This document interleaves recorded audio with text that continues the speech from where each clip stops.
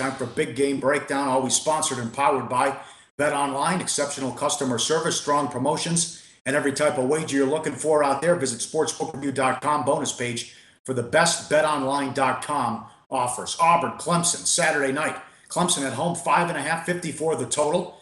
A battle of two good teams here, and maybe could be two top defenses. Auburn only returns 3 senior starters, and Clemson only 2 on defense. Stidham, the transfer from Baylor, probably their best quarterback since Cam Newton. Let's go back to the game last week against Georgia Southern. He had a strip sack, fumble return for a touchdown, also threw an interception. The offense was okay, laying a big number in the 41-7 win. Fascinating game because you have Clemson, who everyone's talking about, as they played a nobody and ran over Kent State. But first of all, what'd you think of the Auburn offense, Teddy? Well, it's going to be a work in progress. When we think about Auburn, okay, over the last 3 years, Auburn has proven capable of playing with anybody in the SEC. And they've done it despite the fact that their quarterback play has been abysmal. I mean, LSU abysmal consistently. They haven't had a good quarterback since Cam Newton. All the talk about the Stidham is that he is going to be not the next Cam Newton, but a capable quarterback. Now, obviously, there were issues in the opener. Gus Malzahn, quote, yeah, there was some communication that we've got to get cleaned up. There's no doubt. Because the negative plays, obviously, we can't get behind the chains against these guys like we did last year. They got after us pretty good on first down and put us in some negative situations. We can't have that this week. Of course, you remember last year, Clemson, 4 sacks, 14 tackles for loss. They won 19-13 at Auburn. Remember, they did not cover the number as 8.5-point favorites in that ball game. But with Auburn, with an interception, with a strip sack that returned for a TD, with an offense that allowed 3 sacks and 8 tackles for loss against Georgia Southern, there's a concern here, Pauly. There is a concern. But on the other hand, I don't know that there's a ton of value on the Clemson side after beating a true bottom feeder on national TV last week. Yep. They opened up by blowing out Kent State. Kelly Bryant was 16 of 22, 236 throwing and 76 yards rushing. The development made easier by the fact that they have good wide receivers and there's 4 starters back on the O-line.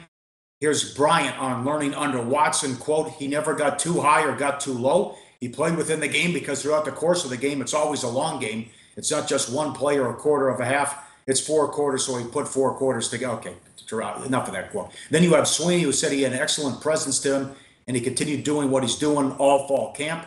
That Bryant made great decisions, made the throws we needed, made plays with his legs. That was good to see in his first start because, again, it's different on game day. The next step is, can he consistently perform? And the challenge becomes much, much greater. The decisions are still the same, but can he consistently perform like we need him decision-wise, so the margin for error gets less. There's too many people pumping their tires because they beat a no-name team. They look great, so what? They're supposed to. Now a big step up. It helps the big time that they're at home. But you think there's something here with Auburn in all your years doing this, you will remind people, don't get carried away with what a team does against a cupcake in week 1. Well, sure. I mean, when you want to talk about handicapping theory 101, you start right here. Beware the team that looked way too good against the true bottom feeder last week. And that's, of course, Clemson.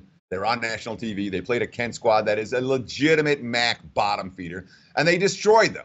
And everyone saw it, and everyone's like, oh, Clemson's fine. Who needs Deshaun Watson? Look at all the talent they have, all of which is true.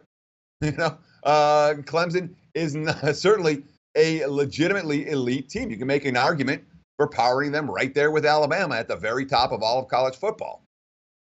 But from a value standpoint, there's concern here. Handicapping theory 102 or 101A, you want to look for quality teams as underdogs, teams that can play defense, teams that are capable of winning the game outright. Those teams are teams like Auburn. So I'm still a little hesitant to take the points here, Pauly. Maybe it's because of all the Auburn hype. Maybe it's because of the fact that they were 8-5, 7-6, 8-5 over the last 3 years, and now they're being priced as a top 10 team. But when you look at Auburn's personnel, in each of the last couple seasons, all they've been short is a quarterback. This year they have one.